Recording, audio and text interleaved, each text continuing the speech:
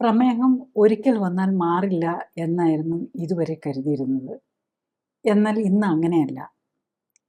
പ്രമേഹ രോഗികളിൽ 90% ടൈപ്പ് 2 വിഭാഗത്തിൽപ്പെട്ടവരാണ്. സാധാരണ പ്രായപൂർത്തിയായവരിൽ ഉണ്ടാകുന്ന ടൈപ്പ് 2 പ്രമേഹം ജീവിതശൈലി രോഗമാണെന്നും ജീവിതശൈലി ക്രമീകരിക്കുന്നതിലൂടെ മരുന്നുകൾ നിർത്താനും മരുന്നില്ലാതെ ഷുഗർ നിയന്ത്രിക്കാനും കഴിയുന്നതേ ഉള്ളൂ എന്നാണ് ആധുനിക പഠനങ്ങൾ കാണിക്കുന്നത്.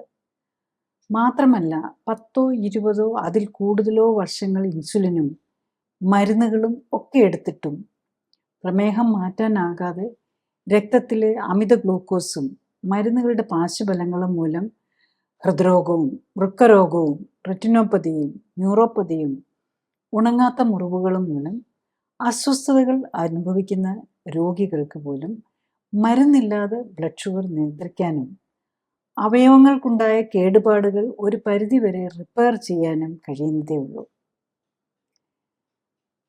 പ്രമേഹത്തിൽ നിന്നും മുക്തി നേടാൻ ആഗ്രഹിക്കുന്നവർ എന്തെല്ലാം ശ്രദ്ധിക്കണം?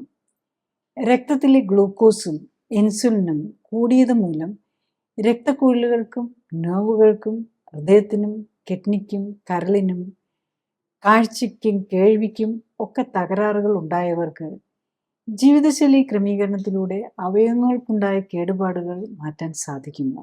ഡയബറ്റീസിനെ കുറിച്ച് നമ്മൾ പറയുമ്പോൾ നമുക്ക് എല്ലാവർക്കും തന്നെ അറിയായിരിക്കും. ടൈപ്പ് 1 ഡയബറ്റീസ്, ടൈപ്പ് 2 ഡയബറ്റീസ് എന്നൊക്കെ നമ്മളൊക്കെ കേട്ടിട്ടുണ്ടാവും.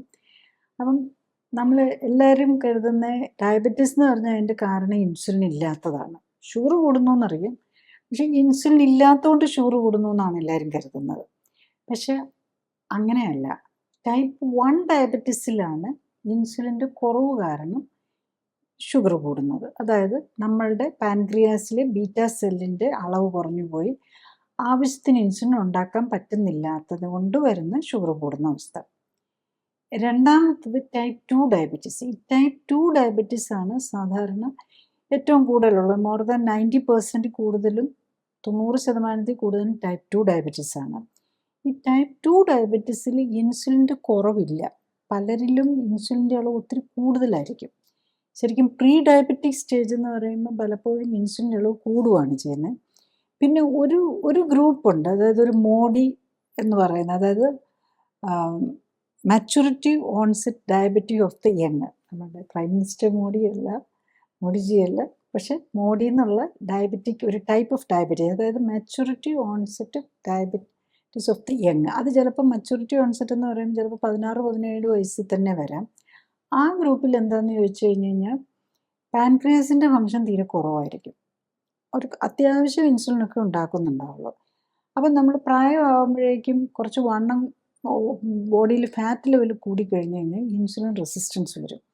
അപ്പോൾ ഈ ടൈപ്പ് 2 ഡയബറ്റീസിലെ പ്രശ്നം എന്ന് പറഞ്ഞാൽ ഇൻസുലിൻ റെസിസ്റ്റൻസ് ആണ്. ചില ഇൻസുലിൻ സാധാരണേനേക്കാളും കൂടുതലായിരിക്കും. അതായത് മാക്സിമം ഇൻസുലിനൊക്കെ വേണ്ടത് 25ഒക്കെയാണ്. അത് ചിലപ്പോൾ 200-250 വരെയുള്ള ഇൻസുലിൻ ഉള്ളവരെ ഡയബറ്റിക് പേഷ്യൻറ്റിനെ കാണാറുണ്ട്. പിന്നെ ഉള്ളത് ഞാൻ ഈ പറഞ്ഞതുപോലെ ഡയബറ്റീസ് മോഡി ഗ്രൂപ്പിലുള്ള maturity onset diabetic of the യങ്ങിൽ. അതിൽ ചിലപ്പോൾ പാൻക്രിയാസിൻ്റെ ഫങ്ഷൻ ലോ ആയിരിക്കും. അപ്പം ലോ ആയിരിക്കുന്നേ ഉള്ളൂ. ആവശ്യത്തിനുണ്ടെങ്കിൽ നമുക്ക് ഈ മരുന്നൊന്നും ഇല്ലാതെ, പക്ഷെ അവർ കുറച്ചും കൂടി സ്ട്രിക്റ്റ് ആയിട്ട് ഫുഡ് കൺട്രോൾ നോക്കേണ്ടി വരും.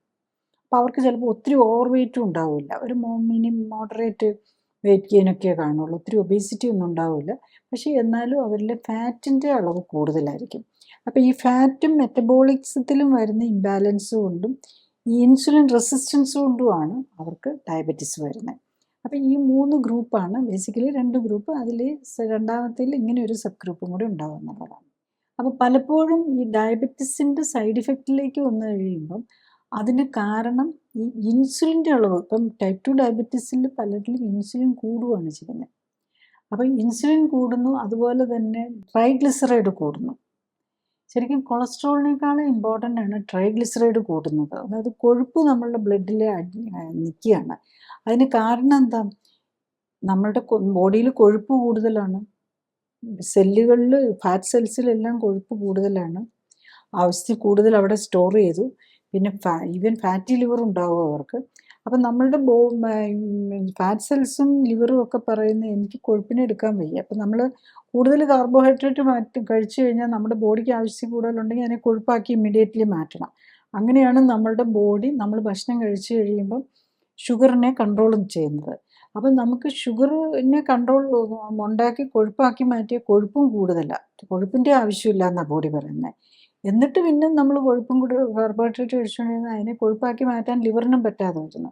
അപ്പോഴാണ് ഈ ഷുഗർ കൂടി വരുന്നത്. അങ്ങനെ വരുമ്പോൾ ഈ കൊഴുപ്പാണ് നമ്മളുടെ രക്തക്കുഴലുകളിലും ഒക്കെ അടിഞ്ഞ് നമുക്ക് ഡാമേജ് വരുത്തുന്നത്. അപ്പോൾ ഡയബറ്റിക് പേഷ്യൻസിന് ഡാമേജ് വരുത്തുന്ന 3 ഘടകങ്ങളാണ്. ഒന്ന് ഗ്ലൂക്കോസ് കുഴപ്പം വരുത്തും, പ്രോബ്ലം ഉണ്ടാക്കും, ഓർഗൻസിനെ എല്ലാം ഡാമേജ് ചെയ്യും, പ്രത്യേകിച്ച് രക്തക്കുഴലുകളെ ഡാമേജ് ചെയ്യും. രക്തക്കുഴലുകളാണ് എല്ലാ അവയവങ്ങൾക്കും ബ്ലഡും ഓക്സിജനും, ബ്ലഡിൽ കൂടെ വേണം ഓക്സിജനും ന്യൂട്രീഷനും അതുപോലെ വേസ്റ്റ് മെറ്റീരിയലും മാറ്റാനും. അപ്പോൾ അത് പറ്റാതെ വരും, രക്തക്കുഴലുകൾക്ക് ഡാമേജ് വരുന്നുണ്ട്.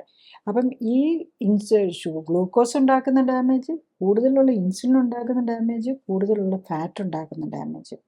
പിന്നെ നമ്മുടെ ലിവറാണ് നമ്മളുടെ ശരിക്കും ഏറ്റവും വലിയ കെമിക്കൽ ഫാക്ടറിയാണ് ലിവർ. ലിവറിന് വേണ്ട പോലെ ഒന്നും സാധനങ്ങളും ഉണ്ടാക്കാൻ പറ്റില്ല. അവരും രോഗിയാവുകയാണ് ചെയ്യുന്നത്, ലിവറും രോഗിയാവുകയാണ്. അപ്പം ഇതെല്ലാം കൂടെ കൂടുമ്പോഴാണ് ഈ ഡയബറ്റീസിൻ്റെ കോമോബിഡിറ്റീസ് നമ്മൾ പറയുന്നത്, ഡയബറ്റിസ് അനുബന്ധ രോഗങ്ങൾ വരുന്നത്. ഡയബറ്റീസിൻ്റെ അനുബന്ധ രോഗങ്ങൾ പലപ്പോഴും പ്രീ ഡയബറ്റീസ് സ്റ്റേജിൽ തന്നെ ഓൾറെഡി ആദ്യം ഹൈപ്പർ ടെൻഷൻ ആയിരിക്കും. ഷുഗർ കൂടാൻ തുടങ്ങുന്നതിൻ്റെ മുമ്പേ ഈ ടൈപ്പ് 2 ഡയബറ്റീസിലെ പ്രത്യേകിച്ച് ഒത്തിരി ഇൻസുലിൻ ഉള്ളവരുടെ പ്രഷർ കൂടാൻ തുടങ്ങും. കാരണം ഇൻസുലിൻ്റെ അളവ് കൂടുമ്പോൾ പ്രഷർ കൂടും. കാരണം അത് സോഡിയം റിട്ടൻഷൻ്റെ അതിനൊക്കെ കുറേ മെക്കാനിസംസ് ഉണ്ട്. അതെല്ലാം നമ്മൾ പറയുമ്പോൾ നീണ്ടുപോകും, അതിനെക്കുറിച്ച് പോകേണ്ട കാര്യമില്ല. ഈ ഡയബറ്റീസ് ഉള്ളവർക്ക് ഹൈപ്പർ ടെൻഷൻ വരാൻ ചാൻസാണ്. ചിലപ്പോൾ ആദ്യം ഹൈപ്പർ ടെൻഷൻ ആയിരിക്കും, പിന്നെ ആയിരിക്കും ഡയബറ്റീസ് വരുന്നതേ ഉള്ളൂ. അതുപോലെ തന്നെ ഇങ്ങനെയുള്ളവർക്ക് നമ്മളുടെ കൊഴുപ്പിൻ്റെ അളവുകൾ ബ്ലഡിലെ കൊളസ്ട്രോളും ട്രൈഗ്ലിസറിൻ ഡിസ്ലൈപ്പിഡീമിയ എന്നുള്ളത് അത് വരാനുള്ള ചാൻസും കൂടുതലാണ്. പിന്നെ ഒബേസിറ്റി എന്നായിരിക്കും പലപ്പോഴും ഇത്. ഒബേസിറ്റി എന്ന് പറയുമ്പോൾ നമ്മുടെ ബോഡിയിലെ കൊഴുപ്പാണ് കൂടുന്നത്. പലരും പറയും ഇല്ല എൻ്റെതെല്ലാം മസിലാന്ന് പറയും. അപ്പോൾ നമ്മളുടെ ബോഡിയിൽ ഓവർ വെയിറ്റ് ഉണ്ടെങ്കിൽ, ഓവർ വെയിറ്റ് എന്ന് പറഞ്ഞാൽ സിമ്പിളായിട്ട് ഓവർ വെയിറ്റ് കണ്ടുപിടിക്കേണ്ടത് എങ്ങനെയാണെന്ന് വെച്ചാൽ ഹൈറ്റ് -110 ആണ് നമുക്ക് ഒരു ആവറേജ്. പ്രത്യേകിച്ച് ഇന്നത്തെ സെഡൻഡറി ലൈഫിൽ ഒത്തിരി വലിയ ഫിസിക്കൽ ആക്ടിവിറ്റി ഒന്നും ചെയ്യുന്നില്ലെങ്കിൽ നമ്മൾക്ക് 170 സെൻറ്റിമീറ്റർ ഉള്ള ഒരാൾക്ക് 60 കിലോയെ പാടുള്ളൂ, അല്ല 160 സെൻറ്റിമീറ്റർ ഉള്ള ആൾക്ക് 50 കിലോയെ പാടുള്ളൂ. അതിലും കൂടുതലുണ്ടെങ്കിൽ നമ്മൾ ഓവർ വെയിറ്റ് ആയെന്നാണ്. അപ്പം നമ്മൾ ഓവർ വെയിറ്റ് അല്ലെങ്കിൽ ഒബേസിറ്റി എന്ന് പറയുമ്പോൾ നമുക്ക് കുറച്ചും കൂടെ ഇതിലേക്ക് ഞാൻ ആ BMIയും അതും കൂടെ വെച്ചാണ് പറയുന്നത്. പിന്നെ അതിലും ഈ പ്രത്യേകിച്ച് കൂടുതൽ സെഡൻഡറി ലൈഫാണെങ്കിൽ നമ്മൾ ശ്രദ്ധിച്ചാൽ മതി, നമുക്ക് കൊടവയറുണ്ടെങ്കിൽ അതിൻ്റെ അർത്ഥം നമ്മുടെ ബോഡിയിൽ കൊഴുപ്പ് കൂടുതലാണെന്നാണ്. കൊഴുപ്പ് കൂടിക്കഴിഞ്ഞ് കഴിഞ്ഞാൽ ഡയബറ്റീസിനും അതുപോലെ എല്ലാ മെറ്റബോളിക് ഡിസോർഡേഴ്സ് എന്ന് പറയുമ്പം hyper tension, dyslipidaemia, heart disease, ഇതെല്ലാം ഇതിലായിട്ടാണ് വരുന്നത്. അപ്പോൾ ഡയബറ്റിക് പേഷ്യൻസിനാണ് ഹാർട്ടിന് രക്തക്കുഴലുകൾക്ക് ഡാമേജ് വരുന്നത് കൊണ്ടാണ്, രക്തക്കുഴലുകളെയാണ് ഏറ്റവും കൂടുതൽ ഡയബറ്റീസ് ബാധിക്കുക. അത് രക്തക്കുഴലുകൾക്ക് ഡാമേജ് വരുമ്പോഴാണ് ഹാർട്ട് ഡിസീസ് വരുന്നത്, ഹാർട്ട് അറ്റാക്കിലേക്ക് പോകാം. കിഡ്നിയിലെ രക്തക്കുഴലുകളുടെ ഡാമേജ് വരുന്നത് കൊണ്ടാണ് കിഡ്നിയിൽ നമ്മൾ ക്രിയാറ്റിനിൻ കൂടുന്നു, GFR കൂടുന്നു, യൂറിക് ആസിഡ് കൂടുന്നു, അതുപോലെ ആൽബുമിൻ, മൂത്രത്തിൽ പത വരുന്നു, മൂത്രത്തിൽ കൂടെ പ്രോട്ടീൻ പോകാൻ തുടങ്ങുന്നു. പിന്നെ അതുപോലെ ഈ രക്തക്കുഴലുകൾക്കും അല്ലെങ്കിൽ ഈ ലിവറിൽ തന്നെ പോയി കൂടുതൽ ഗ്ലൂക്കോസും ഒക്കെ അടിയുന്നതുകൊണ്ടാണ് ക്രോണിക് ലിവർ ഡിസീസ്, പ്രത്യേകിച്ച് ഫാറ്റി ലിവർ. അതും ഇപ്പം നമുക്ക് നോൺ ആൽക്കഹോളിക് ഹെപ്പറ്റൈറ്റിസ്, അതായത് ഒരു ഹെപ്പറ്റൈറ്റിസിലേക്ക് പോവുകയാണ്. ആൽക്കഹോളിൽ പോലെ തന്നെയാണ് ബേസിക്കലി. ആൽക്കഹോൾ ഒരു കാർബോഹൈഡ്രേറ്റാണ്, ഗ്ലൂക്കോസ് ഒരു കാർബോഹൈഡ്രേറ്റാണ്. അപ്പം ആൽക്കഹോളിന് കുറച്ചും കൂടെ ഒരു ടോക്സിക് എലമെൻ്റ് ഉണ്ട് അതിനകത്ത്. ഒരു ആൽഡിഹൈഡ് നമ്മുടെ ലിവറിന് കൂടുതൽ ഡാമേജ് വരുത്തും. അതുപോലെ ആൽക്കഹോൾ നേരിട്ട് ബ്രെയിൻ ഡാമേജ് വരുത്തും. പക്ഷേ ഗ്ലൂക്കോസും അതുപോലെ തന്നെ എക്സസ് ആകുമ്പോൾ ഡാമേജിങ് ആണ്, ലിവറിനെയും ഡാമേജ് ചെയ്യും, ബ്രെയിനിനെയും ഡാമേജ് ചെയ്യും. അപ്പോൾ അതുകൊണ്ടാണ് പലപ്പോഴും ഈ ഡിമെൻഷ്യയും മെമ്മറി കുറവും ഒക്കെ ഡയബറ്റിക് പേഷ്യൻസിന്, ഈവൻ സ്ട്രോക്ക് വരാൻ ഡയബറ്റിക് പേഷ്യൻസിന് ചാൻസ് കൂടുതലാണ്. പിന്നെ ഡയബറ്റിക് പേഷ്യൻസിന് റെറ്റിനോപ്പതി, കണ്ണിൻ്റെ കാഴ്ച പോകാം, ഹിയറിങ് കുറയാം. ഈ കണ്ണിൻ്റെ കാഴ്ചയുടെ ഒരു പ്രത്യേകത എന്താണെന്ന് വെച്ചാൽ അത് എൻഡ് സ്റ്റേജ് ആകുമ്പോഴേ നമ്മൾ അറിയാൻ തുടങ്ങുള്ളൂ. പക്ഷേ ചെവിയുടെ കഴിവ് കുറയുന്നത് പലർക്കും നേരത്തെ തന്നെ അറിയാൻ പറ്റും. പ്രത്യേകിച്ച് നമ്മൾ കോൺഷ്യസ് ആയിട്ടുള്ള ഒരാളാണെങ്കിൽ, നമ്മൾ പഴയ ടൈപ്പ് വാച്ച് ആണെങ്കിൽ ടിക് ടിക് ടിക് സൗണ്ട് ഉണ്ടല്ലോ, അത് 2 ചെവിയിലും വെച്ച് നോക്കുമ്പോൾ ഒരെണ്ണത്തിൽ രണ്ടും ഒപ്പമായിരിക്കുകയല്ല യൂഷ്വലി പോകുന്നത്. ഇപ്പം നമുക്ക് ഹിയറിങ് ടെസ്റ്റുകളുണ്ട്. അപ്പം കേൾവിക്ക് കുറവ് വരുന്നുണ്ടെന്നുണ്ടെങ്കിൽ നമ്മൾ കണ്ണിനെയും പ്രത്യേകം ശ്രദ്ധിക്കുക. കാരണം കണ്ണിനും, അതായത് നെർവ് ഡാമേജിൻ്റെ ലക്ഷണമാണ് ഡയബറ്റിക് പേഷ്യൻറ്റിന് ചെവിക്ക് ഹിയറിങ്ങിൻ്റെ കുറവ് വരിക, ടിനിറ്റസ് മൂളക്കം വരിക, അല്ലെങ്കിൽ വെർട്ടിഗോ വരിക, തലചുറ്റൽ വരുന്നത് പോലെ വരുന്നത്. അപ്പം നമ്മൾ ഓർക്കണം, ഇതെല്ലാം നെർവ് ഡാമേജ് വരികയാണ്. നെർവ് ഡാമേജ് വരുന്നത് എന്തുകൊണ്ടാണ്? നെർവിന് വേണ്ടതുപോലെ ബ്ലഡ് കിട്ടാത്തതുകൊണ്ടാണ്. അപ്പം ബ്ലഡ് വെസൽസ് ഡാമേജ് പ്രത്യേകിച്ച് നെർവ്സിൻ്റെയും കിഡ്നിയുടെയും അതുപോലെ കണ്ണിലെ റെറ്റിനയിലെയൊക്കെ ബ്ലഡ് വെസൽസ് വളരെ നേരിയതാണ്.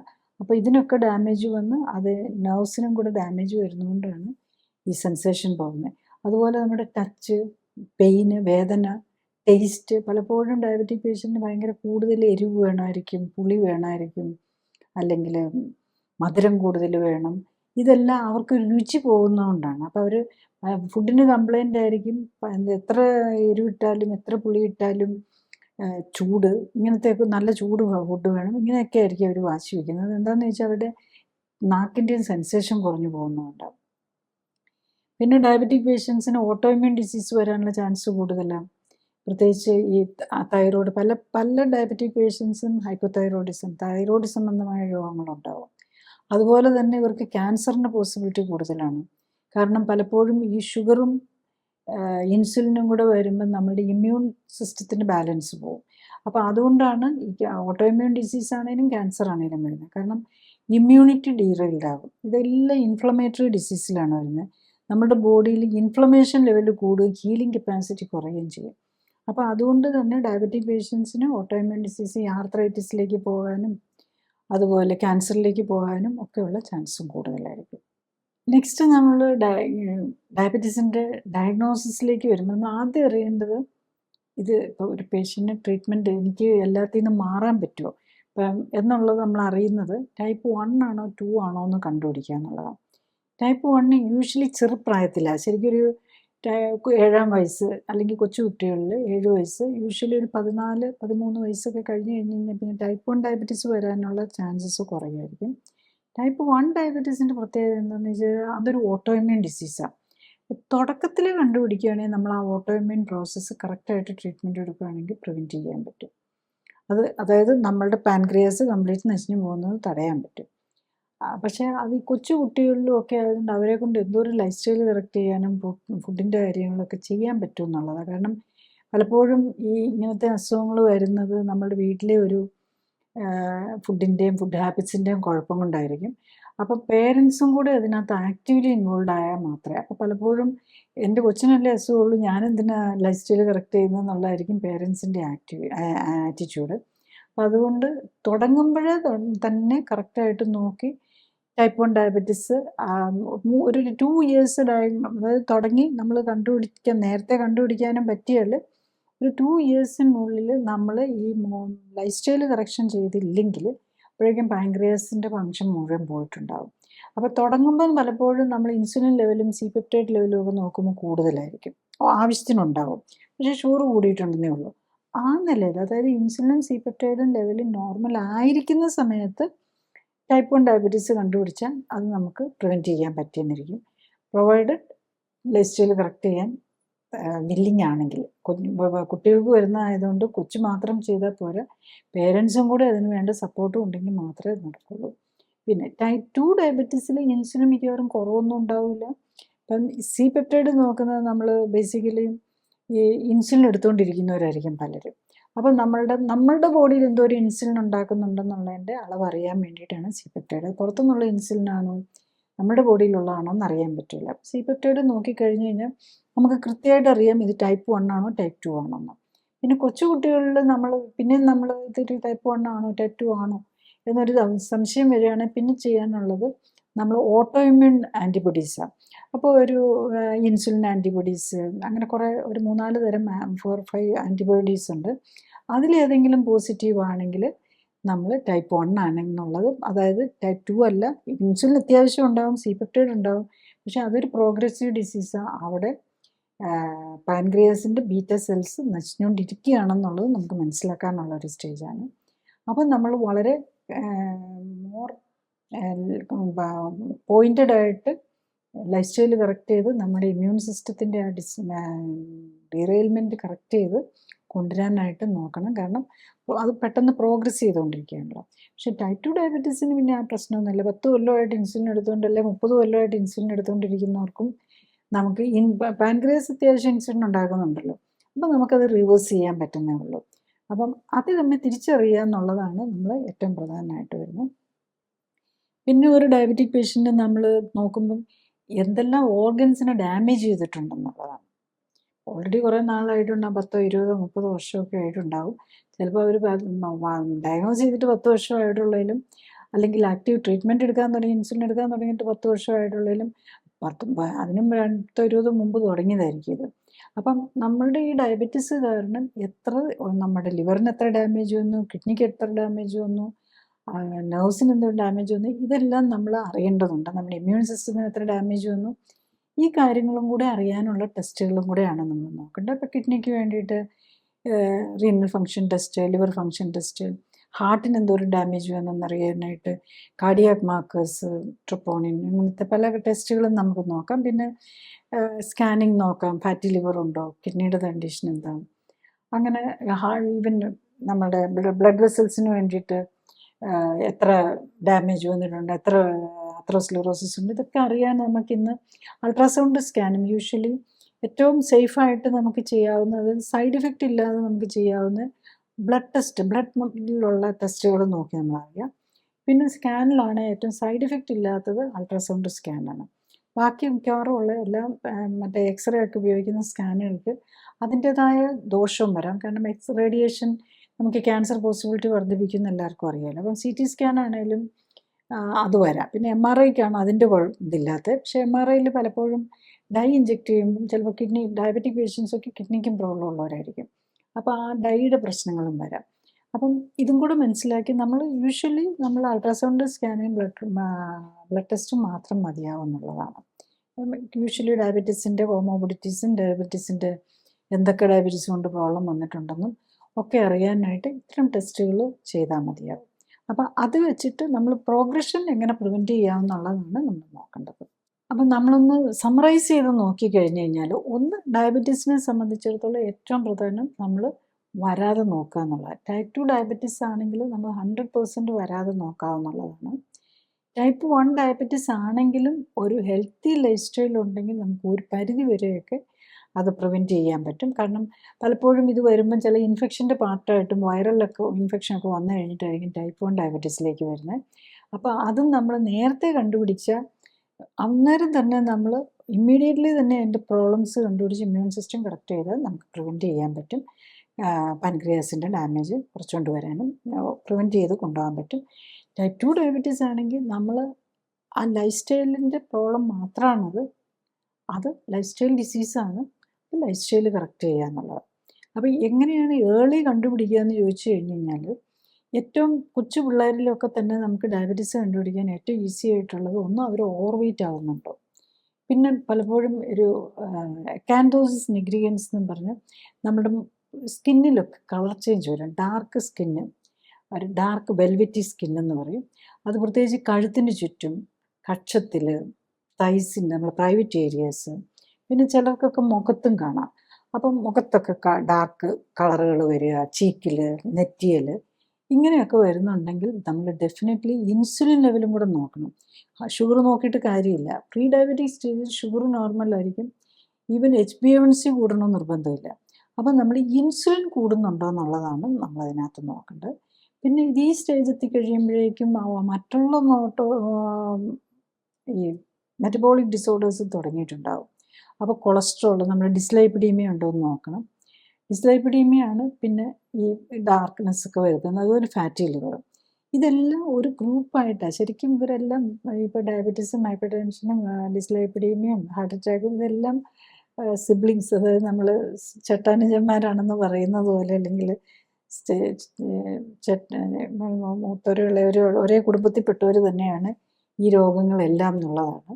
അപ്പോൾ ഒരാൾ വന്നു കഴിഞ്ഞാൽ ബാക്കിയുള്ളവരും പതുക്കെ പതുക്കെ വന്ന് തുടങ്ങും എന്നുള്ളതാണ്. അതാണ് ഈ ഇങ്ങനത്തെ ജീവിതശൈലി രോഗങ്ങളുള്ളവർക്ക് ഒരു രോഗമായിരിക്കുകയല്ല, പലതുണ്ടാകും, പലതിനുമായിരിക്കും മരുന്നും കഴിച്ചുകൊണ്ടിരിക്കുന്നത്. അപ്പം ഇതെല്ലാം നമ്മൾ നേരത്തെ നോക്കി ഏർലി സ്റ്റേജിൽ തന്നെ കണ്ടുപിടിക്കുക. അപ്പോൾ വെയിറ്റ് കൂടുന്നുണ്ടോ, സ്കിന്നിന് കളർ ചേഞ്ച് ഉണ്ടോ, പിന്നെ ബ്ലഡിൽ വരുന്ന വ്യത്യാസങ്ങൾ, അതിൽ ഷുഗർ നോക്കാനല്ല ഇൻസുലിൻ്റെ അളവ് നോക്കുകയാണ് ടൈപ്പ് 2 ഡയബറ്റീസിനെ സംബന്ധിച്ചിടത്തോളം ഏറ്റവും ഇമ്പോർട്ടൻറ്റ്. അത് നോക്കി അത് പ്രിവെൻറ്റ് ചെയ്യാനായിട്ട് ഇപ്പോൾ ആ സ്റ്റേജിലാണെങ്കിൽ നമുക്ക് സെൽഫായിട്ട് ഡയറ്റൊക്കെ നോക്കി നമുക്ക് ചെയ്യാൻ പറ്റുന്നതേ ഉണ്ടാവുള്ളൂ. അപ്പോൾ നമ്മളെല്ലാവരും ഓർക്കേണ്ടത് നമ്മൾ റൂട്ട് കോസ് ഇതിനകത്ത് ലൈഫ് സ്റ്റൈലാണ്. പിന്നെ ജെനറ്റിക്സ് ഉണ്ട് ഡെഫിനറ്റ്ലി. അച്ഛനും അമ്മയ്ക്കും ഡയബറ്റീസോ അച്ഛനോ ഫാമിലിയിൽ ഡയബറ്റീസ് ഉണ്ടെങ്കിൽ നമുക്കൊരു ജെനറ്റിക് പ്രിഡിസ്പൊസിഷനും ഉണ്ടാകും. പക്ഷേ എന്ന് കരുതി നമുക്ക് അസുഖം വരണമെന്നില്ല. അങ്ങനെ ജെനറ്റിക് ആയിട്ടുള്ളവർ നമ്മൾ കൂടുതൽ കെയർ എടുത്ത് നമ്മുടെ ബോഡി കറക്റ്റാക്കി, ബോഡി കോമ്പോസിഷൻസ് നേച്ചറിൽ പ്രകൃതിക്ക് എല്ലാത്തിനും ഒരു കണക്കുണ്ട്. ആ കണക്ക് വിട്ടു പോകുമ്പോഴാണ് ഈ പ്രശ്നങ്ങൾ വരുന്നത്. ഇപ്പം നമുക്ക് ഈ ഡയബറ്റീസ് കൂടാൻ എന്താ കാരണം? ഒന്ന്, പണ്ടാണ് നമ്മൾ പണി ചെയ്താൽ മാത്രമേ ഫുഡ് കിട്ടുന്നുണ്ടായിരുന്നുള്ളൂ. കൃഷി ചെയ്യണം, അല്ലെങ്കിൽ എന്തെങ്കിലും ഫിസിക്കൽ ആക്ടിവിറ്റി ചെയ്യാതെ ഭക്ഷണം കിട്ടുകയില്ലായിരുന്നു. പക്ഷേ ഇന്നിപ്പോൾ അങ്ങനെയല്ല. ഒരു ഫിസിക്കൽ ആക്ടിവിറ്റി ഇപ്പോൾ നമ്മളൊരു കമ്പ്യൂട്ടറിലും എന്തെങ്കിലുമൊക്കെ ഇരുന്ന്, അല്ലെങ്കിൽ ഒരു ഇരിക്കൽ മാത്രമേ ഉള്ളൂ. പണി ചെയ്യുന്ന എല്ലാം മെഷീൻസാണ്. അപ്പോൾ അതേ സമയത്ത് ഫുഡ് ഇഷ്ടം പോലെ ഉണ്ട് താനും. പഴയതുപോലെയല്ല, ഫുഡ് പ്ലെൻറ്റിയാണ്. അത് ജോലിയില്ല താനും. ഫിസിക്കൽ നമ്മുടെ എനർജി ബേണിങ് വരുന്നില്ല. സോ എല്ലാം നമ്മളുടെ കൊഴുപ്പ് കൂടുന്നു, മസിലും ബോണും വീക്കായിക്കൊണ്ടിരിക്കുന്നു. അപ്പോൾ അതിൻ്റെ ഒരു ആ പ്രൊപ്പോർഷനുണ്ട്. മസിലും ബോണും എത്ര വേണം, കൊഴുപ്പ് ഇത്ര വേണം. അപ്പം നമ്മളുടെ മസിലും ബോണും എല്ലാം ദ്രവിച്ചുകൊണ്ടിരിക്കുകയാണ്. കാരണം ഫിസിക്കൽ ആക്ടിവിറ്റി ഇല്ല. മസിലും ബോണും സ്ട്രോങ് ആകണമെന്നുണ്ടെങ്കിൽ ഫിസിക്കൽ ആക്ടിവിറ്റി വേണം. അതേ സമയത്ത് നമ്മൾ കൊഴുപ്പ് കൂടിക്കൊണ്ടിരിക്കുന്നത്. ഈ പ്രൊപ്പോർഷൻ തെറ്റുന്നതുകൊണ്ട് വരുന്ന മെറ്റബോളിസത്തിൽ തെറ്റും, അതുപോലെ തന്നെ ഹോർമോൺ ബാലൻസ് തെറ്റും. അങ്ങനെയാണ് ഡയബറ്റീസിലേക്ക് പോകുന്നത്.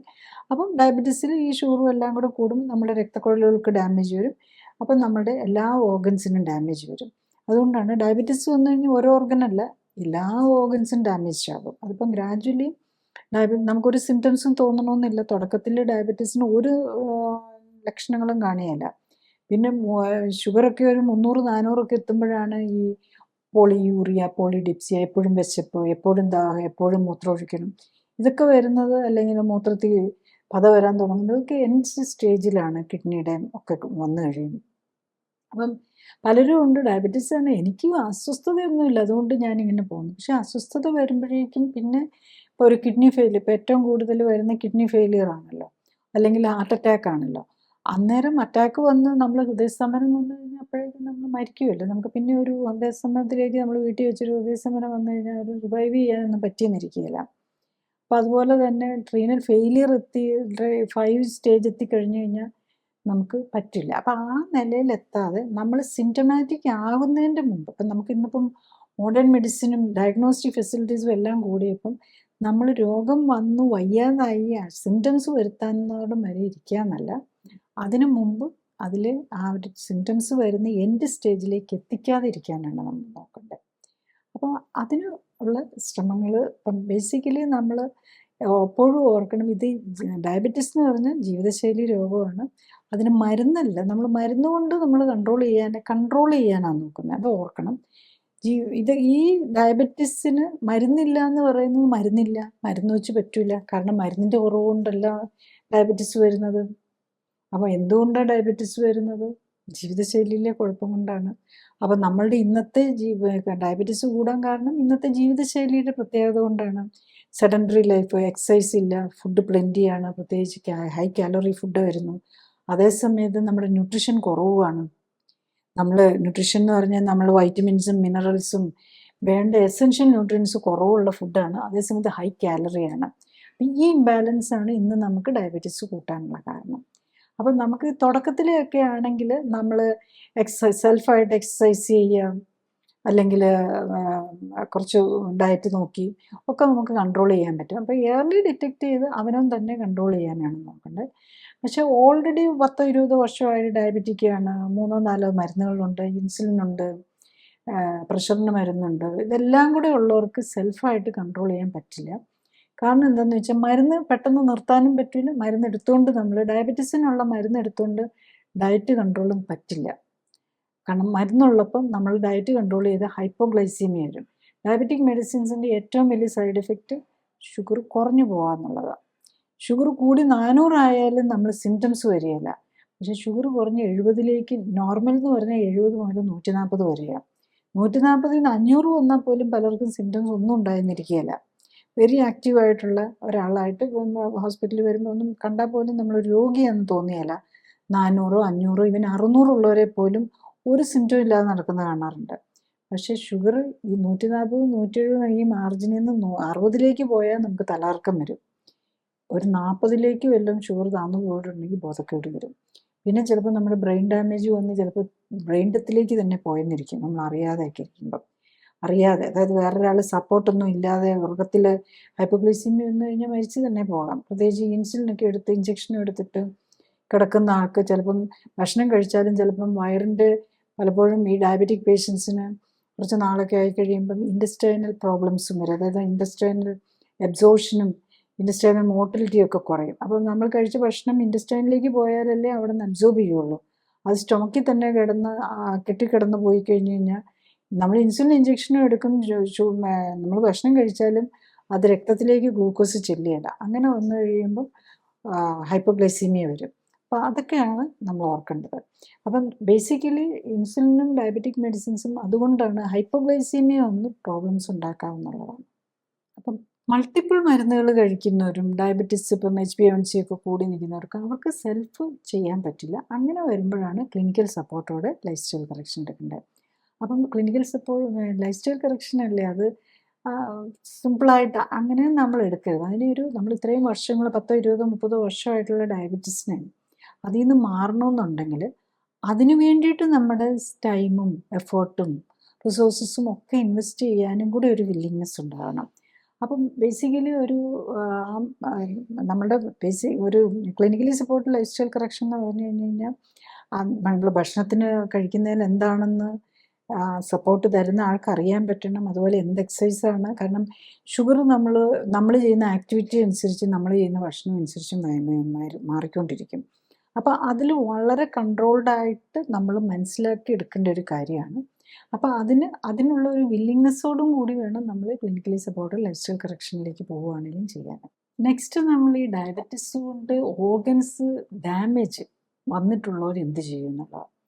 പലരും എന്താ പറ്റുന്നതെന്ന് ചോദിച്ചു കഴിഞ്ഞ് കഴിഞ്ഞാൽ പലരും ഇതൊക്കെ നിസ്സാരമായിട്ടങ്ങ് കളഞ്ഞ് ഡയബറ്റീസിന് മരുന്നെടുക്കാതെയും ഒക്കെ ആയിട്ട് HbA1c ഒക്കെ ചില പേഷ്യൻസ് കാണാറുണ്ട്. 14 15 ഒക്കെ ആയിരിക്കും HbA1c.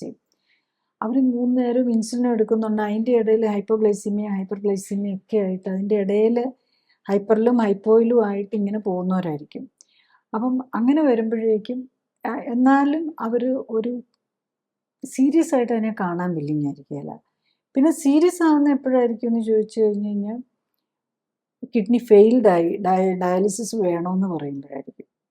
അല്ലെങ്കിൽ ചിലപ്പോൾ അറിയാതെ പോയിട്ടുണ്ടാവും, ഡയാലിസിസിലേക്ക് എത്തി. ഹാർട്ടിന് പലപ്പോഴും ഡയബറ്റിക് പേഷ്യൻസിന് ഹാർട്ട് അറ്റാക്ക് വന്നാലും അറിയില്ല. അപ്പം മൾട്ടിപ്പിൾ ഹാർട്ട് അറ്റാക്ക് വന്ന് ഹാർട്ട് ഫെയിലിയർ പമ്പിങ് ഒക്കെ കുറഞ്ഞു പോയിട്ടുണ്ടാവും. അപ്പോൾ ഹാർട്ട് ഫെയിലിയറും അല്ലെങ്കിൽ കിഡ്നി ഫെയിലിയറും അല്ലെങ്കിൽ അൾസറൊക്കെ വന്ന് കാലിൽ രക്തക്കുഴലുകളൊക്കെ തീരെ രക്തയോട്ടം കാലിലേക്കൊക്കെ ഉള്ളതൊക്കെ പോയി കഴിഞ്ഞിട്ടായിരിക്കും ചിന്തിക്കുന്നത്, അല്ലെങ്കിൽ കുറച്ചൊന്ന് സീരിയസ് ആണെന്ന് നോക്കുന്നത്.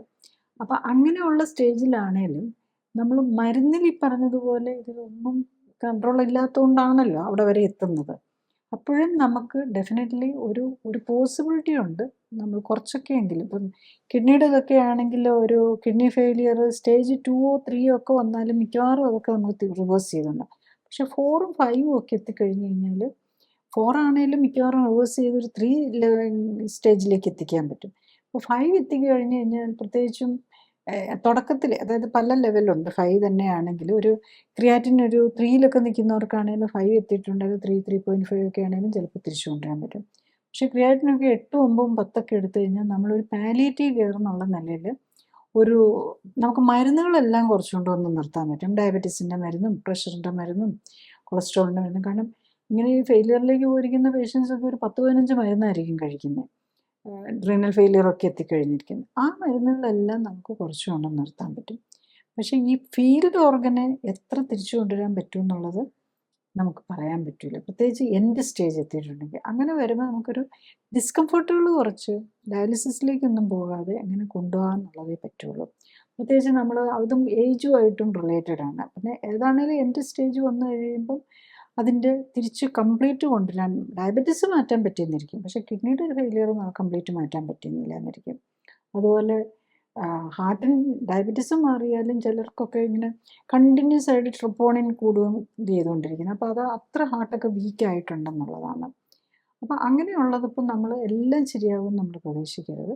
അപ്പം നമ്മളിപ്പോൾ ഒരു 10, 60, 70 വയസ്സൊക്കെ ആവുകയും കൂടെ ചെയ്ത്, ഏത് വയസ്സാണെങ്കിലും എൻ്റെ സ്റ്റേജ് ഓഫ് ഇത് വന്നിട്ടുണ്ടെങ്കിൽ ഒരു അഗ്രസീവ് ട്രീറ്റ്മെൻറ്റ് എല്ലാം കറക്റ്റ് ചെയ്യും എന്നുള്ളതല്ല. നമ്മൾ ലൈഫ് എക്സ്റ്റെൻഡ് ചെയ്യുക എന്നുള്ളതിനേക്കാളും കൂടുതൽ ഉള്ള സമയത്ത് നമ്മൾ കംഫർട്ടബിളായിട്ട് പോകണം എന്നുള്ളത്.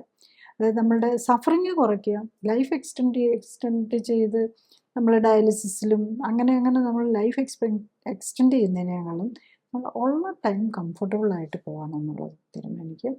പിന്നെ ഇപ്പോഴത്തെ നമ്മൾ മോഡേൺ സ്റ്റഡീസൊക്കെ കാണിക്കുന്നത് ഈ ഇങ്ങനെ റിപ്പീറ്റഡ് ഹാർട്ടൊക്കെ അറ്റാക്കൊക്കെ വന്നിട്ട് റിവൈവ് ചെയ്ത പേഷ്യൻ്റ്, അതായത് നിയർ ഡെത്ത് സ്റ്റഡീസ് എന്ന് പറയുന്നത്, മരണത്തിൽ നിന്ന് തിരിച്ചു വന്നവർ, അതായത് ക്ലിനിക്കലി ഡെത്തായി പക്ഷേ റിയലി അവരെ തിരിച്ചു കൊണ്ടുവരാൻ പറ്റി നമ്മൾ CPR-ഉം ഒക്കെ കൊടുത്ത്, അല്ലെങ്കിൽ കാർഡിയോ റിവേർഷനൊക്കെ കൊടുത്ത് തിരിച്ചു കൊണ്ടുവന്നു, അല്ലെങ്കിൽ സിവിയർ ക്യാൻസർ പേഷ്യൻസ് അവരും ഇങ്ങനെ ഈ കീമോതെറാപ്പിയൊക്കെ കൊടുക്കുമ്പോൾ കാർഡിയാക് അറസ്റ്റിലേക്കൊക്കെ പോയി പിന്നെ തിരിച്ചു വന്നു. ഇങ്ങനത്തെ പേഷ്യൻസിൻ്റെയൊക്കെ വളരെ എസ്റ്റാബ്ലിഷ്ഡ് ആയിട്ടുള്ള സ്റ്റഡീസ് ഉണ്ട്. പ്രത്യേകിച്ചും യൂറോപ്യൻ കൺട്രീസിലും അമേരിക്കയിലും ഒക്കെയാണ് ഇത്രയും കൂടുതൽ സ്റ്റഡീസ് വന്നിരിക്കുന്നത്. അപ്പോൾ ഒരാളുടെ എക്സ്പീരിയൻസ് അല്ല, മൾട്ടിപ്പിൾ 200 പേരുടെയും അങ്ങനെ തിരിച്ചു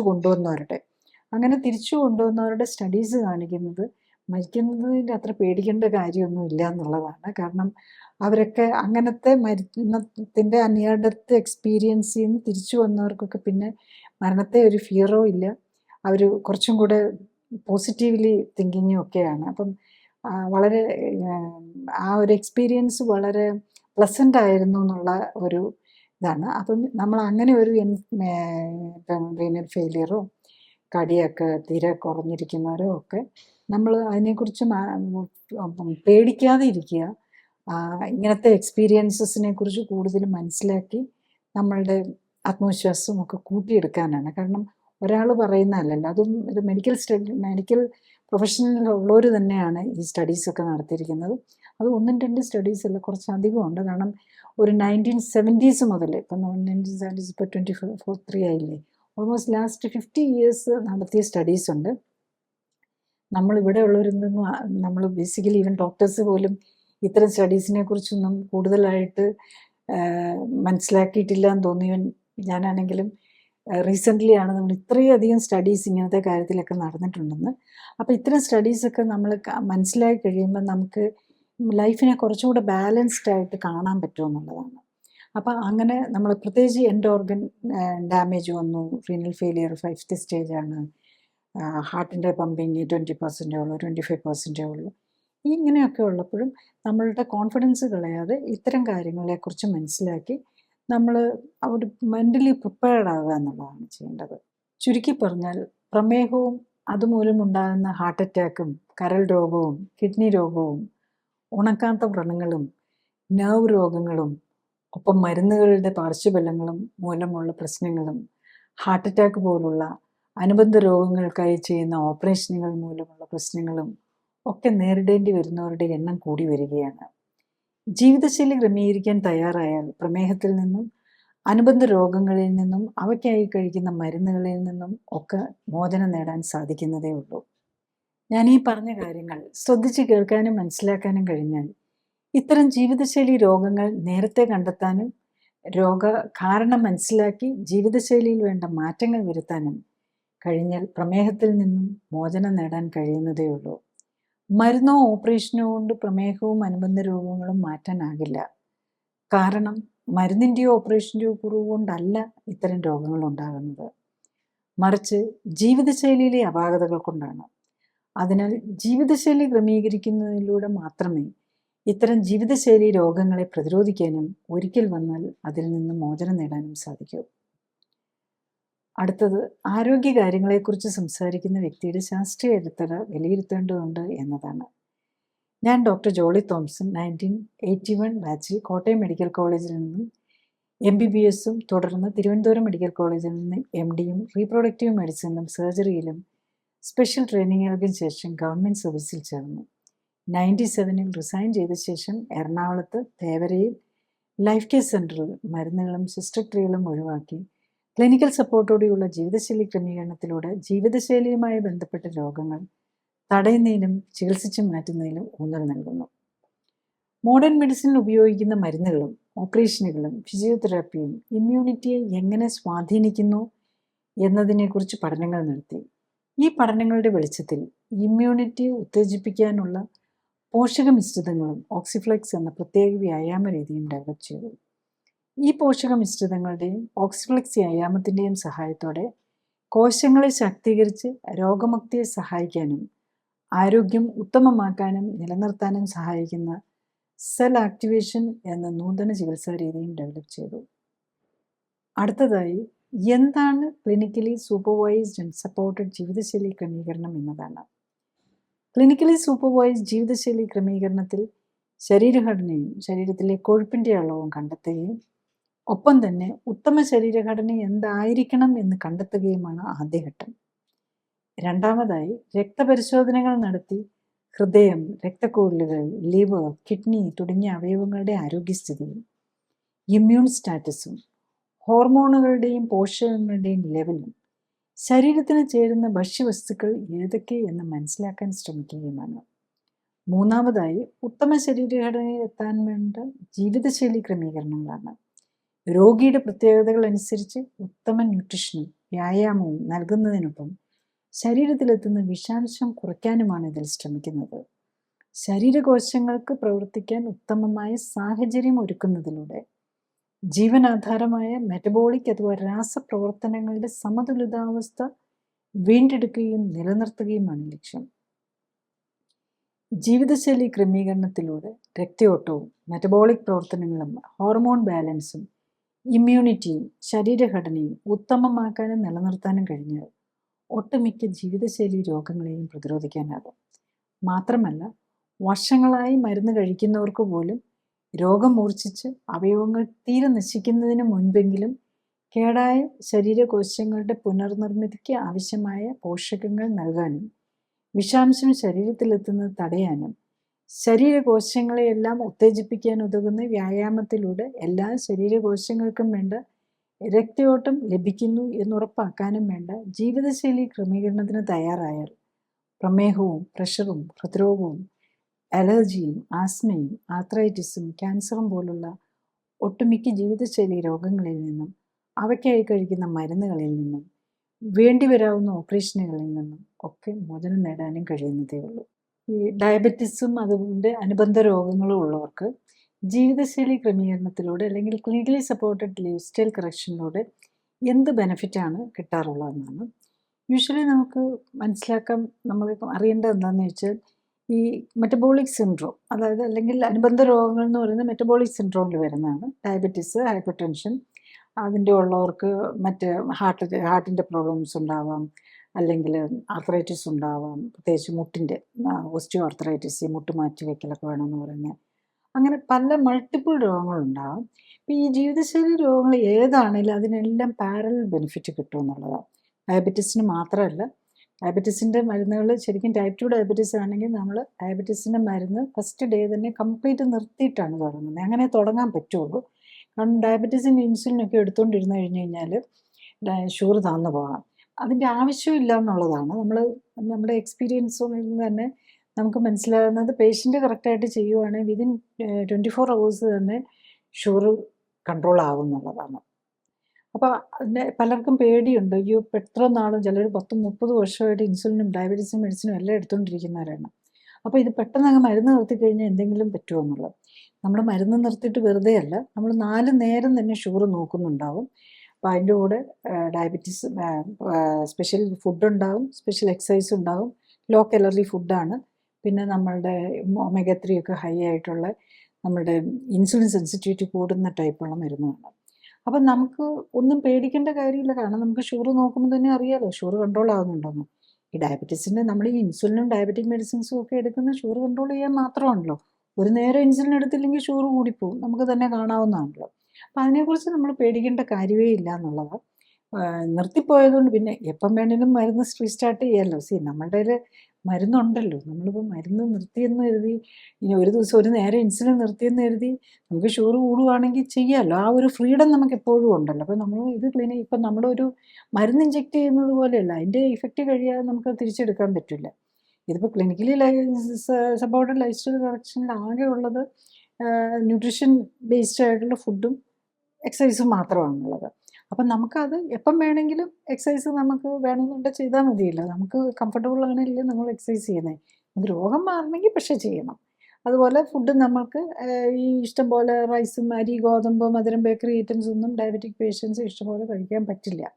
അങ്ങനെ കഴിച്ചുകൊണ്ട് ചിലർ പറയും എനിക്ക് ഫുഡൊന്നും കൺട്രോൾ ചെയ്യാൻ പറ്റില്ല, പക്ഷെ എനിക്ക് മാറണം. ഇൻസുലിൻ കണ്ടുപിടിച്ചിട്ട് ഓൾമോസ്റ്റ് 100 years ആയി. അപ്പം ശരിക്കും ഇൻസുലിൻ എന്നാലും നമ്മൾ കുറേ അതിനുശേഷം last 50 years so many diabetic medicines വന്നിട്ടുണ്ട്.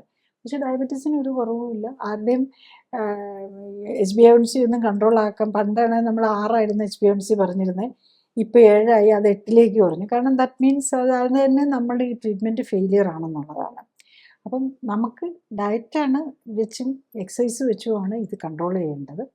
അപ്പോൾ അതിന് ഞാനൊരു ഫ്യൂ എക്സാമ്പിൾസും കൂടെ പറയാം. നമ്മളുടെ പേഷ്യൻ്റ് എക്സ്പീരിയൻസസും കൂടെ പറയാം. നമ്മൾ clinically supported life style correction കൊടുക്കുന്ന പേഷ്യൻസിൻ്റെ. ഇതൊരു മെയിൽ പേഷ്യൻ്റാണ്. അദ്ദേഹത്തിന് 63 വയസ്സാണ്. ഹൈറ്റ് 175 സെൻറ്റിമീറ്റർ, വെയ്റ്റ് 77 കിലോ ആണ്.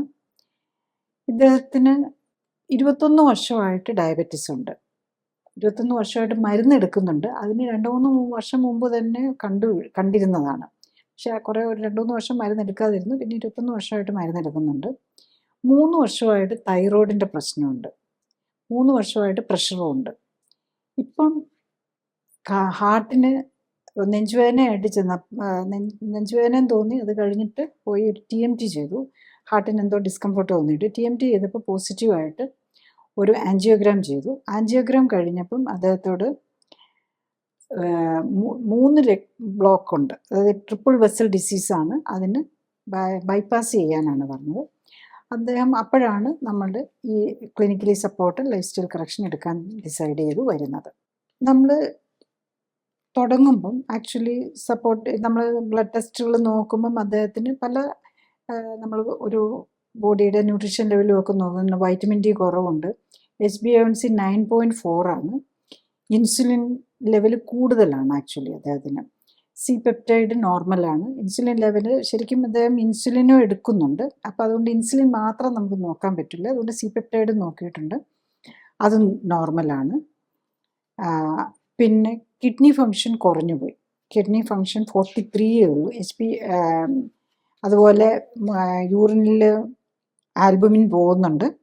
അതുപോലെ ഈവൻ പൊട്ടാസ്യം ലെവൽ സാധാരണ 43 ഒക്കെ ഉള്ളപ്പം പൊട്ടാസ്യം ലെവലിന് വ്യത്യാസം വരേണ്ടതല്ല, പക്ഷെ പൊട്ടാസ്യത്തിലും വ്യത്യാസം വന്നിട്ടുണ്ട്. പൊട്ടാസ്യം കുറച്ച് കൂടുതലുണ്ട്. അത് മോസ്റ്റ് പ്രോബബ്ലി ഇപ്പോൾ ഈ പലതരം മരുന്നുകൾ പ്രഷറിന് വേണ്ടിയിട്ട് കഴിക്കുന്നുണ്ട്, അതുകൊണ്ടും കൂടെ ആയിരിക്കണം. ഇത്രയും ഇതൊരു 3rd ലെവലിൽ റീനൽ ഫെയിലിയറേ ഉള്ളൂ, എന്നിട്ടും അങ്ങനെ വന്നിരിക്കുന്നത്. പിന്നെ അദ്ദേഹത്തിൻ്റെ HSCRP കൂടുതലാണ്. പിന്നെ ഇൻഫ്ലമേറ്ററി മാർക്കേഴ്സ്, ബ്ലഡ് കൗണ്ട്, അങ്ങനെ പല കാര്യങ്ങളിലും പോസിറ്റീവ് ഉണ്ട്. പിന്നെ ഇൻസുലിൻ തൈറോയിഡിന് വേണ്ടിയിട്ട് മരുന്ന് എടുക്കുന്നുണ്ടെങ്കിലും TSH കൂടുതലും T3 കുറവുമാണ് കാണിക്കുന്നത്. ഇദ്ദേഹത്തിന് ട്രീറ്റ്മെൻറ്റ് തുടങ്ങി കഴിയുമ്പോൾ നമ്മൾ ഡയബറ്റീസിൻ്റെ എല്ലാ മരുന്നും അദ്ദേഹം മൊത്തത്തിൽ ഏകദേശം 9 തരം മരുന്നുകൾ 16 ടൈംസ് ഡോസേജും വരുന്നുണ്ടായിരുന്നു. പല മരുന്നുകളും ഉണ്ടായിരുന്നു. അപ്പം ഇദ്ദേഹത്തിൻ്റെ 15th ഡേ ആയപ്പോഴേക്കും, അതായത് 9.7 ഉണ്ടായിരുന്നത് ഓരോ പ്രാവശ്യം നമ്മൾ എവരി വീക്ക് നമ്മൾ HbA1c തന്നെ നോക്കും. Blood sugar within 1 or 2 days തന്നെ ഷുഗർ കൺട്രോളായി. HbA1c ഒരാഴ്ച ആയപ്പോഴേക്കും തന്നെ 9.7 8.7 ആയിട്ട് 1 വീക്ക് കൊണ്ട് തന്നെ കുറഞ്ഞു. അപ്പോൾ ഇദ്ദേഹത്തിന് ബേസിക്കലി നന്നായിട്ട് തന്നെ നോക്കിയിട്ടുണ്ട്.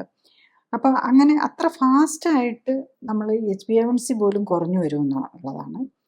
അതുപോലെ റീനൽ ഫങ്ഷൻ ഇപ്പം 90 ഡേയ്സ് ആയപ്പോഴേക്കും അദ്ദേഹത്തിൻ്റെ HbA1c 6 വന്നു. അപ്പോൾ അതിൻ്റെ ഇടയിൽ ചിലപ്പം അതിനേക്കാളും കുറഞ്ഞേനെ. അതിൻ്റെ ഇടയിൽ അദ്ദേഹത്തിൻ്റെ മക്കളുടെ വിസിറ്റ്, അതായത് എപ്പോഴും ഇപ്പോൾ 3 മാസം എന്ന് പറയുമ്പോൾ പലർക്കും ഒരു ലോങ് ടൈമാണ്. അപ്പോൾ ആ സമയം നമ്മൾ വീട്ടിൽ എന്തെങ്കിലും ഫങ്ഷൻസ് ഒക്കെ നടക്കുമ്പോൾ എല്ലാം കറക്റ്റായിട്ട് നോക്കാൻ പറ്റാതെ വരും. അപ്പം എന്തെങ്കിലുമൊക്കെ കാർബോഹൈഡ്രേറ്റ് കൂടുതലുള്ള ഫുഡൊക്കെ എടുക്കുന്നതുകൊണ്ടാണ്. എന്നാലും 6ലേക്ക് 3 മാസം കൊണ്ട് വരാൻ പറ്റും. 1 മാസമായപ്പോൾ തന്നെ എല്ലാ മരുന്നുകളും കുറച്ചുകൊണ്ട് നിർത്താൻ പറ്റിയെന്നാണ്. അതായത് ഇപ്പോൾ ഇദ്ദേഹത്തിൻ്റെ മെയിൻ പ്രശ്നം വരുമ്പം ട്രിപ്പിൾ വെസൽ ഡിസീസാണ്, ബൈപ്പാസ് പറഞ്ഞ പേഷ്യൻ്റാണ്. അപ്പം അദ്ദേഹത്തിന് പല ഈ കാർഡിയോളജി ഓറിയൻറ്റഡ് ആയിട്ടുള്ള മരുന്നുകളും കൊടുത്തിട്ടുണ്ടായിരുന്നു. വാറോസിയുടെ, ഐസോഡിൽ, ടെസ്ലാർ, പ്രോലോമറ്റ്, പിന്നെ ആസ്പിരിൻ, ടോപ്ഡോഗിൽ, ഇങ്ങനെ പല മരുന്നുകളും ഉണ്ടായിരുന്നു. ഈ മരുന്നുകൾ എല്ലാം തന്നെ ഇപ്പം ഡയബറ്റീസിൻ്റെ മരുന്ന് ഫസ്റ്റ് തന്നെ നിർത്തി. പിന്നെ ഈ ട്രീറ്റ്മെൻറ്റ് തുടങ്ങി കഴിയുമ്പോൾ തന്നെ നമ്മൾ കൊളസ്ട്രോളിൻ്റെ മരുന്ന്, കൊളസ്ട്രോൾ കുറയുന്നതനുസരിച്ച് നിർത്തും. പ്രഷർ വീട്ടിലിരുന്ന് തന്നെ നോക്കി പ്രഷറിൻ്റെ മരുന്ന് കുറച്ചുകൊണ്ട് വന്ന് നിർത്തി. 30 ഡേയ്സ് ആയപ്പോൾ തന്നെ ആസ്പിരിൻ ഓൾട്ടർനേറ്റ് ഡേയ്സിൽ ഒഴിക്കുന്ന നിലയിലേക്ക് എത്തി. റോസിഡേയും ഓൾട്ടർനേറ്റ് ഡേയ്സേ ഉള്ളൂ. പിന്നെ 60 ഡേയ്സിലാണ് അടുത്ത് വരുമ്പോൾ, അപ്പോഴേക്ക് എല്ലാ മരുന്നുകളും നിർത്തിയിട്ടുണ്ട്. അതാണ്. പിന്നെ നമ്മൾ പറയുന്നത് എന്താണെന്ന് വെച്ച് കഴിഞ്ഞാൽ, എന്തെങ്കിലും നമ്മൾ തെറ്റുന്നുണ്ടോ എന്നുള്ളതാണ് നോക്കുന്നത്. പിന്നെ നമ്മൾ നാക്കിനടിയിലിടുന്ന മരുന്നുണ്ടല്ലോ, ഹാർട്ട് പേഷ്യൻ്റ് ആണല്ലോ, അതെപ്പോഴും കയ്യിൽ വയ്ക്കാൻ പറയും എന്തെങ്കിലും. പക്ഷേ മിക്കവാറും പേഷ്യൻസിന് ആർക്കും തന്നെ അതൊന്നും ഉപയോഗിക്കേണ്ടി വരാറില്ല എന്നുള്ളതാണ്. അപ്പോഴേക്കും അദ്ദേഹത്തിൻ്റെ വെയിറ്റ് ആണെങ്കിലും ഒത്തിരി ഓവർ വെയിറ്റ് ഇല്ലായിരുന്നു. 77.2 അദ്ദേഹം 90 ഡേയ്സിൽ റിവ്യൂവിന് വരുമ്പോൾ ഒരു മരുന്നും ഇല്ല. എല്ലാ പാരാമീറ്റേഴ്സും HbA1c 6 ആയി. ബാക്കി മരുന്നില്ലാതെ തന്നെ കൊളസ്ട്രോളും ഒക്കെ നോർമലായി. ഏറ്റവും പ്രധാനം GFR, അതായത് കിഡ്നിയിൽ 46 ആയിരുന്നത് 71ലേക്ക് കൂടി എന്നുള്ളതാണ്. 90ക്ക് മുകളിൽ വന്നാൽ ഐഡിയലായി. വെയിറ്റ് 77.2 65ലേക്ക് കുറയ്ക്കാനും പറ്റും. അപ്പോൾ അതുപോലെ ബോഡി ഏജും ഒക്കെ ആക്ച്വലി ഇതിന് പാരലായിട്ട് ബോഡി ഏജും കൂടെ കുറയും എന്നുള്ളതാണ്. നമ്മൾ ഈ എക്സസ് ഫാറ്റൊക്കെ വരുമ്പോൾ അദ്ദേഹം 63 വയസ്സുണ്ട്, വരുമ്പോൾ 65 ആയിരുന്നു. അത് ഒത്തിരി ഓവർ വെയിറ്റ് ഇല്ല, അതുകൊണ്ട് ഒത്തിരി ബോഡി ഏജ് കൂടുതലില്ലായിരുന്നു. വെസൽ ഡാമേജ് ആയിരുന്നു, വാസ്കുലർ ഏജിങ് ആയിരുന്നു കൂടുതൽ. അതാണേലും കുറഞ്ഞ് ആക്ച്വലി അദ്ദേഹം 90 ഡേയ്സിൽ വരുമ്പം 63 വയസ്സുള്ള ആളുടെ ബോഡി ഏജ്, നമ്മൾ കാൽക്കുലേറ്റഡ് ബോഡി ഏജാണ്, അത് 50ലേക്ക് കൊണ്ടുവരാൻ പറ്റി. കംപ്ലീറ്റ്ലി സിംറ്റം ഫ്രീ ആണ്. അപ്പം ബൈപ്പാസ് പറഞ്ഞ പേഷ്യൻ്റ് ആണെന്ന് ഓർക്കണം. 23 വർഷമായിട്ട് ഡയബറ്റീസ് ഉണ്ടായിരുന്ന ആളാണ്. തൈറോയിഡിന് മരുന്ന് കഴിച്ചുകൊണ്ടിരുന്നതാണ്. അതായത് തൈറോയിഡ് മരുന്ന് കഴിച്ചുകൊണ്ടിരുന്നപ്പോൾ പോലും TSH കൂടുതലായിരുന്നു. അപ്പം ലാസ്റ്റ് 2nd മന്ത് ആയപ്പോഴേക്കും TSHൻ്റെ എല്ലാ മരുന്നില്ലാതെ തന്നെ TSH നോർമലായെന്നുള്ളതാണ്. വേറൊരു ഡയബറ്റിക് പേഷ്യൻ്റെ എക്സ്പീരിയൻസ് പറയാം. ഇത് ലേഡിയാണ്. അവരുടെ പ്രോബ്ലം എന്താണെന്ന് ചോദിച്ചാൽ 61 വയസ്സാണ്. അവരുടെ ഡയബറ്റീസിനെ കുറിച്ചാലും അവരെ ബുദ്ധിമുട്ടിപ്പിക്കുന്നത് റുമറ്റോയ്ഡ് ആർത്രൈറ്റിസാണ്. അപ്പോൾ അവർ പറയുന്ന, അവർക്ക് എഴുന്നേൽക്കണമെങ്കിൽ പോലും, ബെഡിൽ നിന്ന് എഴുന്നേൽക്കണമെങ്കിൽ പോലും ആരുടെയും ഹെൽപ്പ് വേണം. 15 വർഷമായിട്ട് ഡയബറ്റീസ് ഉണ്ട്. ആർത്രൈറ്റിസ് ഇപ്പം ഈ റീസെൻ്റ്ലി ആണ് ഇത്രയും കൂടുതൽ. നേരത്തെ തന്നെ കുറച്ചൊക്കെ ഉണ്ട്, പക്ഷേ ഇപ്പം ഒട്ടും പറ്റാത്ത ഒരു നിലയിലാണ്. അതുപോലെ തന്നെ തൈറോയിഡിൻ്റെ പ്രോബ്ലം ഉണ്ട്. ATG ഒക്കെ കൂടുതലാണ്. പല ഓട്ടോഇമ്മ്യൂൺ ആൻറ്റിബോഡീസും ഒക്കെ കൂടുതലാണ്. റുമറ്റോയിഡ് ഫാക്ടറും CCPയും ഒക്കെ വെരി ഹൈ ആണ്. അതുപോലെ തൈറോയ്ഡ് ഗ്ലോബലിനും ഒക്കെ കൂടുതലുണ്ട്. കൂടാതെ ഇൻസുലിൻ 3 നേരം ഇൻസുലിനും എടുക്കുന്നുണ്ട്. ഡയബറ്റിക് മെഡിസിൻ മെറ്റ്ഫോമിൻ ഉണ്ട്, വേറെ ഗ്ലിപ്റ്റിൻ ഗ്രൂപ്പിലുള്ള മരുന്നുണ്ട്. പിന്നെ ഇതുകൂടാതെ മറ്റേ ആർത്രൈറ്റിസിന്, റുമറ്റോയ്ഡ് ആർത്രൈറ്റിസിന് വേണ്ടിയിട്ട് പല മരുന്നുമുണ്ട്.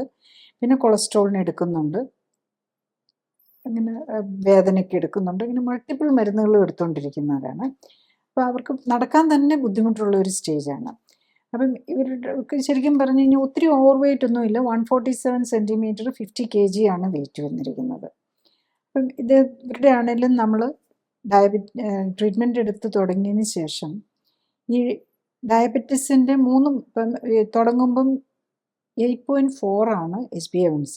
8.4ൽ നിന്ന് ആക്ച്വലി 90 ഡേയ്സ് ആയപ്പോഴേക്കും അത് 5.5 തന്നെ എത്തി എന്നുള്ളതാണ്. അപ്പം അവർ 50 കിലോയേ ഉണ്ടായിരുന്നുള്ളൂ.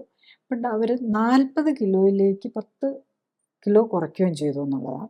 അപ്പോൾ അവർ സെക്കൻഡ് വിസിറ്റ് വന്നപ്പോൾ തന്നെ അവരുടെ ആർത്രൈറ്റിസ് പ്രോബ്ലംസ് കുറഞ്ഞു, സിംപ്റ്റമാറ്റിക്കലി ഭയങ്കര കംഫർട്ടബിളായി. 15 ഡേയ്സ് ആയപ്പോഴേക്കും തന്നെ അവർ പറഞ്ഞു വീട്ടിലെ കാര്യങ്ങൾ, അല്ലെങ്കിൽ ഹസ്ബൻഡ് സഹായം ഉണ്ടെങ്കിൽ എഴുന്നേക്കാൻ തന്നെ പറ്റുള്ളൂ ആൾക്ക്, വീട്ടിലെ ജോലികൾ ചെയ്തു തുടങ്ങാൻ പറ്റിയെന്നുള്ളതാണ്.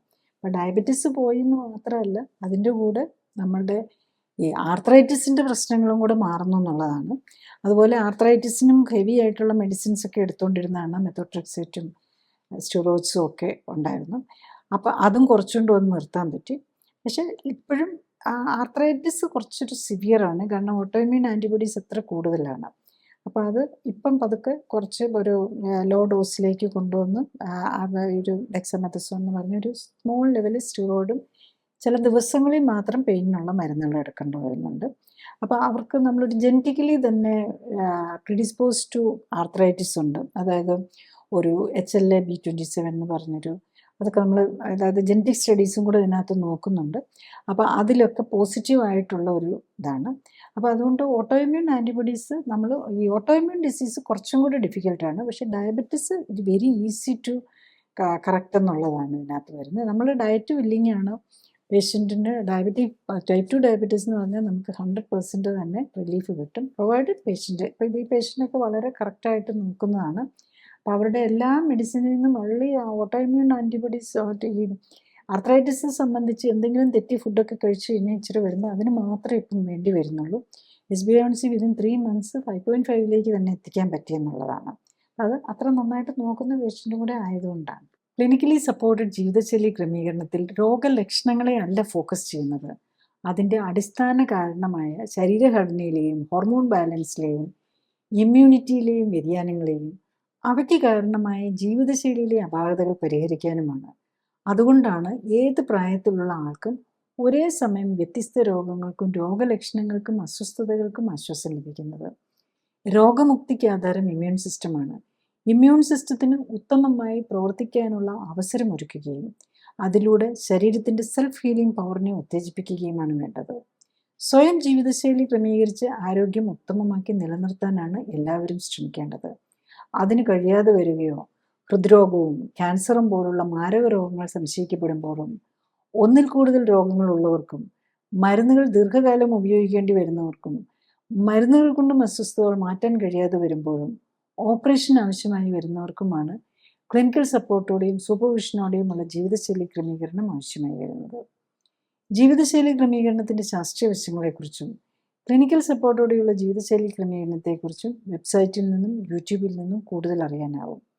ഡോക്ടറേക്കാൾ അറിവ് നേടാം എന്ന യൂട്യൂബ് സീരീസിലെ വീഡിയോകളും നൂതന സമീപനം എന്ന സീരീസിലെ ആദ്യ വീഡിയോയും നിങ്ങളുടെ രോഗത്തെക്കുറിച്ചുള്ള വീഡിയോകളും ചികിത്സ എങ്ങനെയാവണം എന്ന സീരീസിലെ വീഡിയോയും കാണാൻ പ്രത്യേകം ശ്രദ്ധിക്കുക.